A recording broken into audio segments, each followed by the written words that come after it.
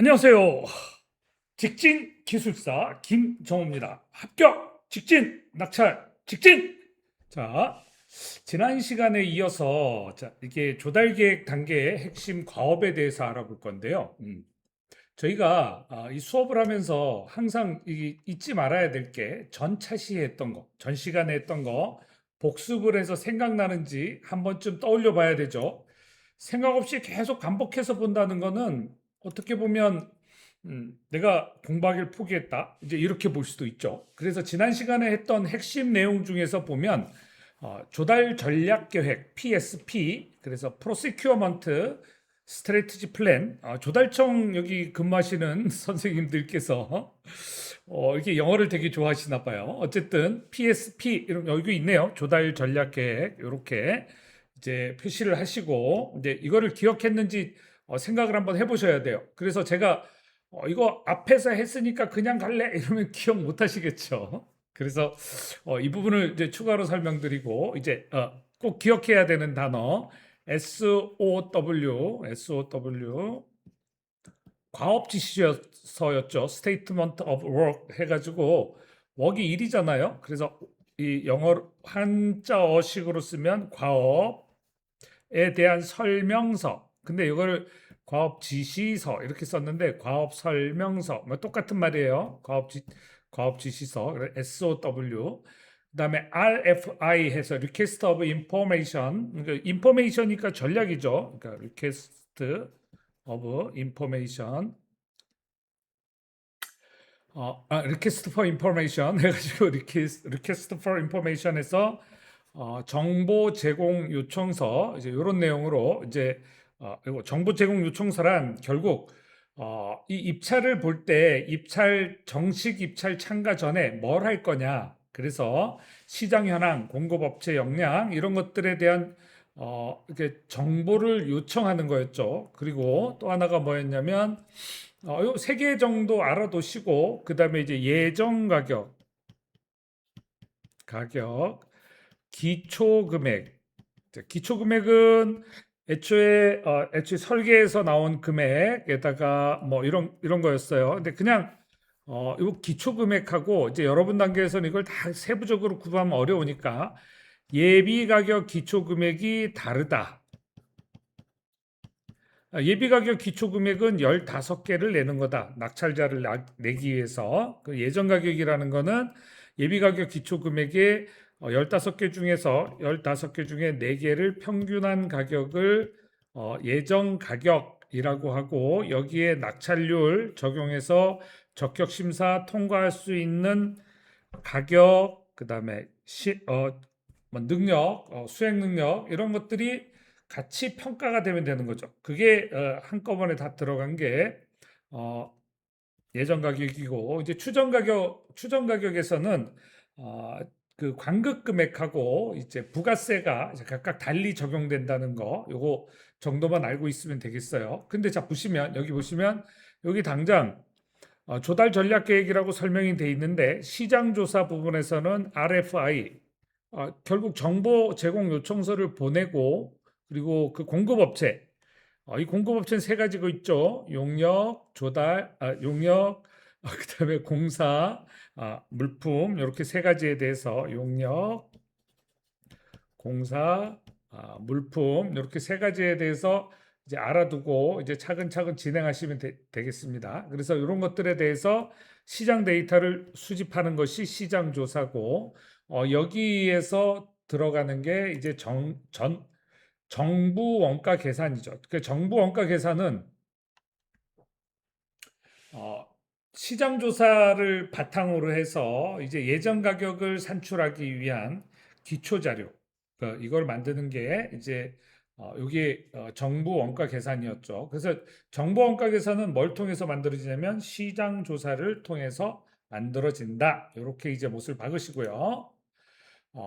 RFI 이제 작성 요령부터 보면 RFI의 핵심은 공급업체의 역량이 어떻게 되는지, 공급업체가 있는지 없는지, 공급업체가 뭐 많은지 적은지, 그 경쟁이 극심하면 공급업체의 역량이 높은 거죠. 경쟁이 별로 없으면 공급업체의 역량도 물론 경쟁이 없어도 공급업체의 역량이 높은 경우가 있어요. 기술이나 이런 것들은 꼭 수에 관련된 것이 아니기 때문에 이제 이런 부분들은 염두에 둬야 되고, 그래서 공급업체의 역량과 시장 가격 그리고 기술 수준, 이런 것들 이제 파악하고 그것을 정보원가 계산을 위한 기초 자료로서 수집하는 겁니다. 그래서 그것이 시장 조사의 목적이고, RFI의 핵심은 조달 목적을 간략하게 서술하는 거예요. 그래서 얘를 이제 최대한 어떤 목적으로, 수량은 얼마나, 어느 정도의 품질로, 이제 이런 것들을 조사를 하는 거죠. 그래서 여기에는 공급업체의 역량과 제품 정보 요청 항목이 필수 항목이 되겠죠. 다만 여기 이제 반드시 이러저러 저래야 된다 이렇게 하면 그 조건을 충족시키기가 어렵겠죠. 근데 그런 것들을 뭐라고 얘기하냐면 비구속적.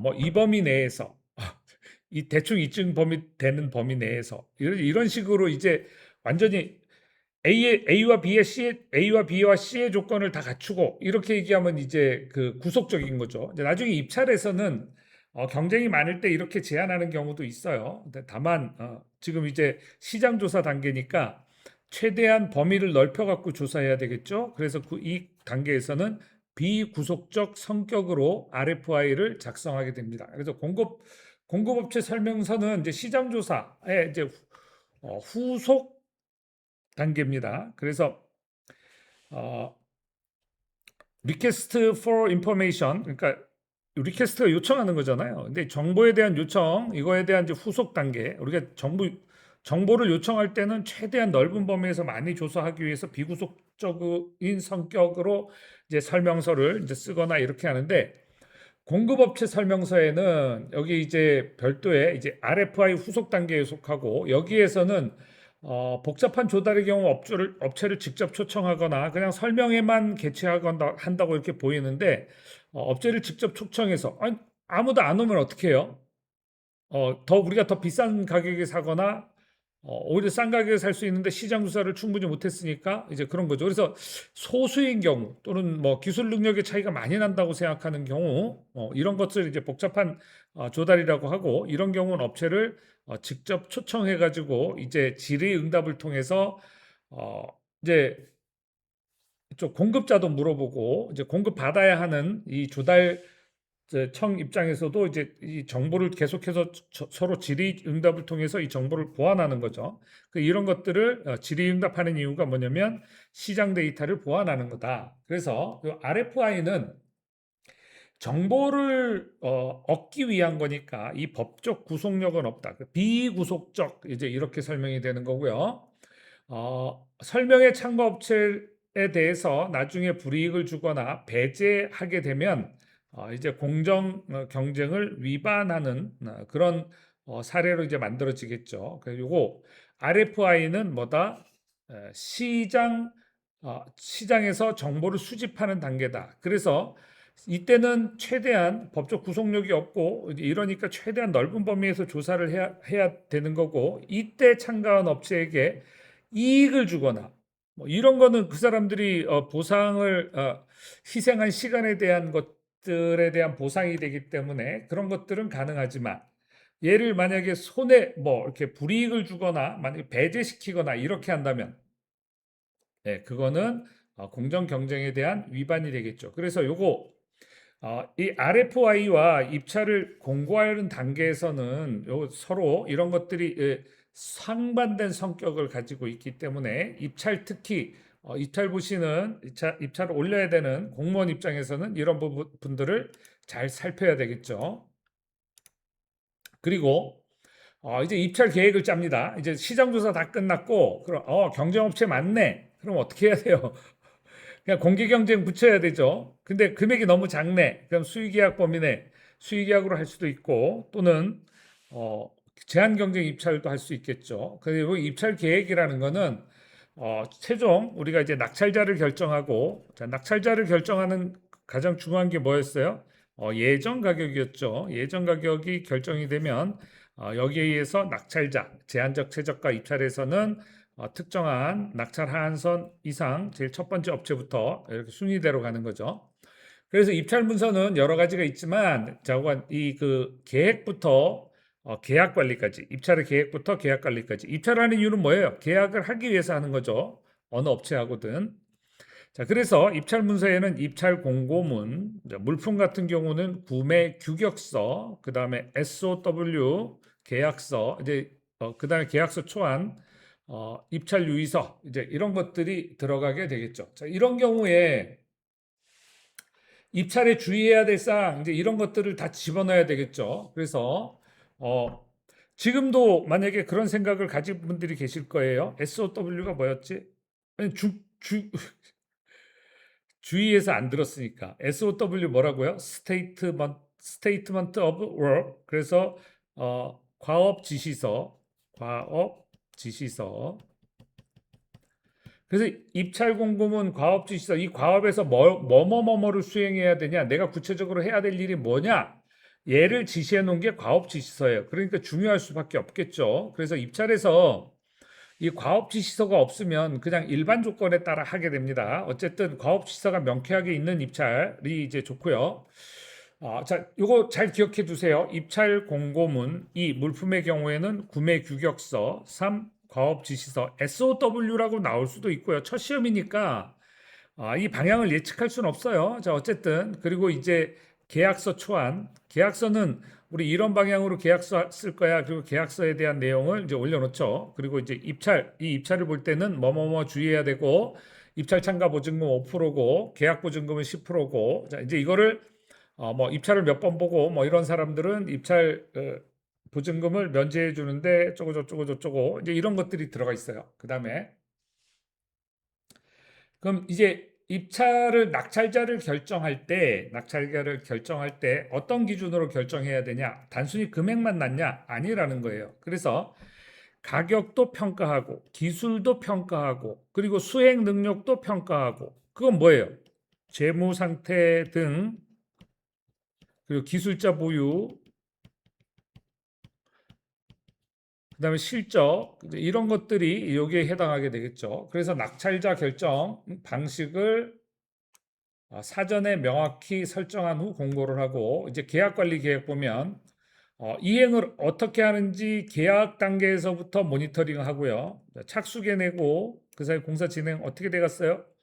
그래서 만약에 기성이 몇 프로다 이러면 감독 확인서를 통해서 반드시 이 회계 부서로 보내게 돼 있죠. 기성이라는 거는 공사가 완료된 부분에 대해서 이제 얘기를 하는 겁니다. 그래서 용역은 별도로 이제 기성을 내거나 이런 경우는 규모가 아주 큰 경우를 제외하고 특별히 뭐 기간에 종속된 감리 용역이라 이제 이런 것들이면 기간에 종속된 기성을 뜨지만 공사 같은 경우는 공정 진행률에 따라서 하게 되죠. 그리고 여기에 대한 성과 측정, 그다음에 그런 그 설계 변경 처리, 그다음에 분쟁이 있으면 분쟁에 대한 해결 방법을 계약 체결 전에 미리 다 수립해 놓습니다. 그걸 뭐라고 얘기하냐면 계약 관리 계획이라고 하고 그래서 일정 계획을 공고, 입찰, 뭐 공고는 최소 45일, 뭐 어떤 것들은 더 이상 갈 거고 개찰 여기서 그러면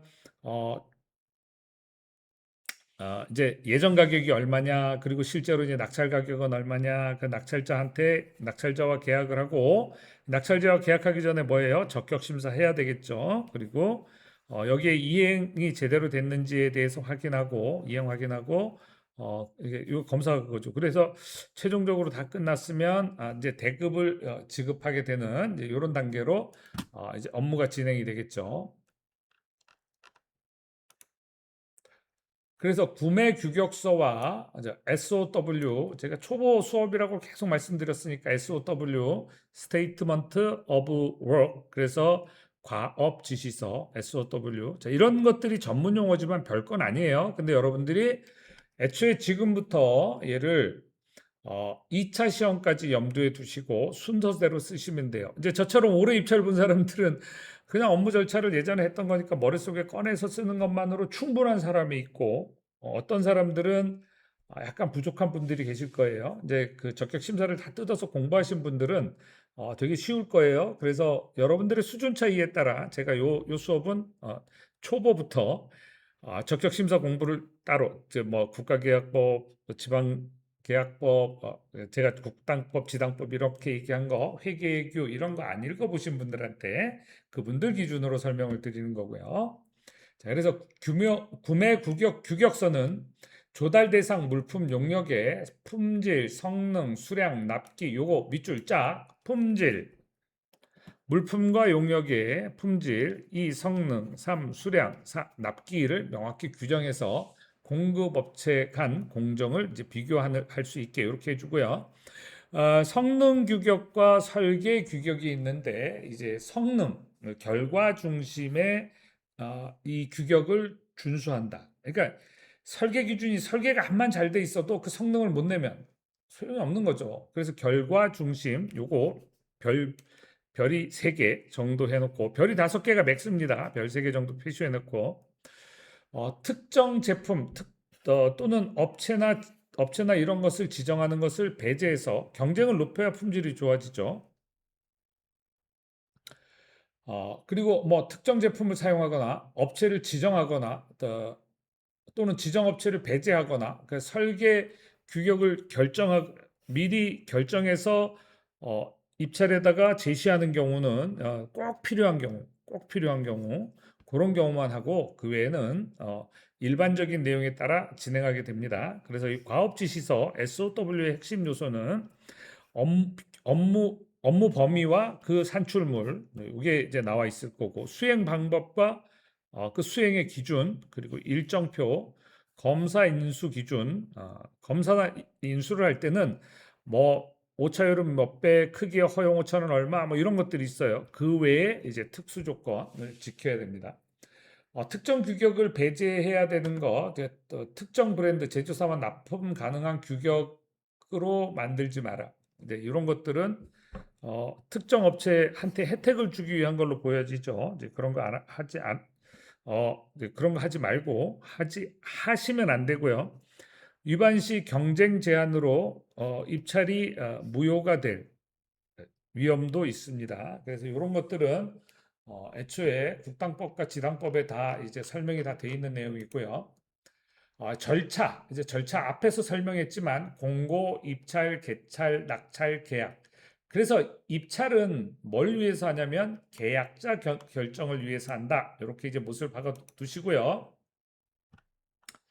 자, 입찰 공고는 나라 장터에 공고하는데 물론 한전 같은 경우는 별도로, 자, 국방부도 별도로 다 별도로 하는 경우가 있지만 어쨌든 같이 공유를 합니다. 정보는 원칙은 40일 이상 전에 하고 구매 목적, 규격, 납기, 평가 기준, 예산의 범위 등은 공개를 하도록 되어 있습니다. 입찰서 제출은 우리가 전자입찰 시스템이라고 되어 있잖아요. 우리 그 공공조달 시스템, 나라 장터는 전자입찰 시스템이니까 여기에다가 전자서명해서 이 주문 찍는 전자서명까지 해서 공인인증서만으로 안 되고 이게 개인 인증까지 다 해야 됩니다. 그래서 가격 또는 제안서 이런 것들을 제출하고 마감 시각 이후에는 안 봐줍니다. 사람 같으면 늦게 뛰어가서 5분 늦었는데 받아주세요. 안 됩니다. 이거 시스템이어서. 개찰과 적격심사 마감 후 입찰가를 공개하고 최저가를 확인합니다. 그래서 적격심사 실시를 하면 우리 제한적 최저가 이상으로 낙찰된 첫 번째 업체부터 2등, 3순위, 1순위, 2순위, 3순위 이렇게 결정해서 1순위부터 확인합니다. 그래서 적격 심사를 해서 이 적격 심사 통과하면 이 업체가 이제 낙찰된 거고 그 업체와 계약을 합니다. 그래서 적격 심사가 통과가 됐는데 요거 제한적 최저가보다 높은 가격으로 쓴 걸 낙찰 하한율. 그러니까 우리가 예정 가격 곱하기 낙찰 환율 하면 여기가 낙찰 가격 요거보다 약간 높게 쓴 1순위 업체 그 업체가 낙찰이 됩니다. 그래서 낙찰자 결정을 하고 낙찰을 통보하고 이제 계약을 체결하게 됩니다. 절차가 복잡하진 않죠. 절차가 뭐 어렵거나 복잡하거나 이제 이런 내용은 없어요. 자, 그리고 이제 전자 입찰을 이제 저쪽에 발주자 입장에서 봤으니까 이제 투찰자 입장에서 봐야 되겠죠. 사전 준비를 합니다. 나라 장터에 업체 등록을 하고 공인인증서, 범용인증서 등록을 하고 입찰 참가 자격 등록을 합니다. 이때 이제 지문 인증하는 기계까지 가져가서 지문까지 그 입찰 담당자 앞에서 조달청에서 그걸 다 찍고 가지고 와서 그거 가지고 내 컴퓨터에 프로그램 깔고 요걸 다 했습니다. 마쳤습니다. 이제 다 해야 이제 뭐가 되냐면 입찰 참가 자격 등록을 한 거고요. 요 입찰 참가 자격은 업종이나 지역에 따라서 제한할 수도 있어요. 제한. 금액에 따라서. 그래서 입찰 참가 신청은 업체에서 할 때 입찰 공고를 조회해서 내가 거기에 자격이 맞는 것만 입찰 참가 신청을 하고 이제 보증금은 현금 납부나 보증서를 등록하게 되는데 어, 몇 번 이상 참가를 하면 이제 면제를 해주게 됩니다. 보통은 보증서로 제출을 하게 되죠. 마감 전에 입찰서를 제출합니다. 개찰 확인은 개찰 일시에 나라장터 온라인으로 확인할 수 있고 낙찰 결과와 순위를 확인합니다. 근데 1순위가 무조건 되냐? 아니에요. 적격 심사 결과 통과한 낮은 순위대로 결정을 하게 됩니다. 그래서 적격 심사 서류를 제출한 낙찰 후보가 적격 심사 서류를 제출하고 이 적격 심사 점수를 통과하면 됩니다. 그래서 마감 시각 1분 전 제출도 미제출로 처리될 위험이 있으니까 최소 30분 전에. 그래서 시스템이 딱 그때 이 투차를 금액을 쓰고 내가 이렇게 두 개를 뽑아 추첨을 해야 되거든요. 15개 번호 중에서. 근데 그 번호를 추첨하는 게 아니라 15개 빈칸 중에서 내가 두 개를 클릭하는 거예요. 자, 그거 다 마치고 이제 입찰서 제출하는 순간, 제출 눌러서 시스템에 얻음이 받아들여지는 순간, 그때가 제출일입니다. 그래서 만료시 입찰 당일에는 제출이 불가하다. 그러니까 인증서 유효기간 관리를 반드시 해라. 인증서. 그래서 이런 부분들은 여러분들이 잊지 말고 잘 보시고요. 자, 그래서 이 단계에서 제일 중요한 건 뭐였냐? 조달 전략 계획 PSP 이 단어 외우셔야 되고요. RFI Request for Information 그 정보 제공 요청서 그다음에 그리고 그걸 통해서 정보 제공 요청은 시장 조사하는 거잖아요. 그래서 정보 원가 계산하고 예전 가격으로 가는 흐름으로 갑니다. 그래서 입찰 문서는 공고문, 규격서, 과업 지시서 SOW, Statement of Work 그리고 계약서의 초안. 요거는요 우리가 주관식 시험, 객관식 시험에서 틀리기 좋은 거죠. 입찰 문서에 들어가는 건 계약서가 아니고 뭐라고요? 계약서 초안이라고요. 그래서 보통 계약서 초안대로 그대로 하기 때문에 계약서다 이렇게 생각할 수 있겠지만 계약 전에 모든 내용들은 뭐라고 부르냐면 계약서 초안입니다. 그러니까 변경될 수 있는 거죠.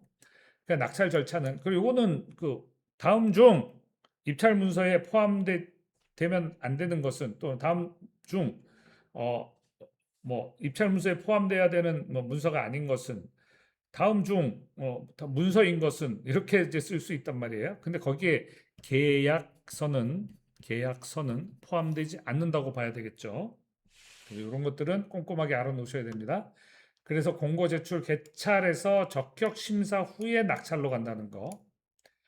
계약 관리 계획은 일단 계약 체결 전에 전체를 다 수립하는 것이 원칙이다.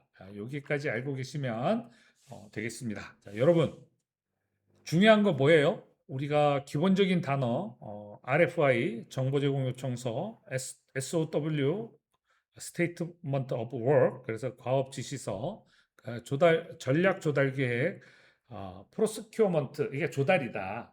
스트레치 플랜 그래서 전략 계획 이제 이렇게 쓴 건데 우리가 필요한 게 있는지 없는지 단계부터 전 과정을 이렇게 필요한 게 있는데 구매를 안 하고 다른 걸 구매해서 대체품으로 쓰고 있다. 그럼 그거를 바꿔줘야 되겠죠. 이제 그런 것들부터 전체를 다 조사를 해서 수요 조사, 시장 조사 이런 것들을 다 해서 예산이 얼마나 있는지 그 예산을 또 쓰고 그리고 걔를 어느 일정에 따라 맞춰야 될 건지 이런 것들을 다 우리가 하나하나 다 여기에는 PSP, RFI, SOW 이런 것들이 다 시험에서 되게 중요한 내용이 되겠습니다. 자, 수고하셨습니다. 저는 직진 기술사 김정호입니다. 수고하셨습니다.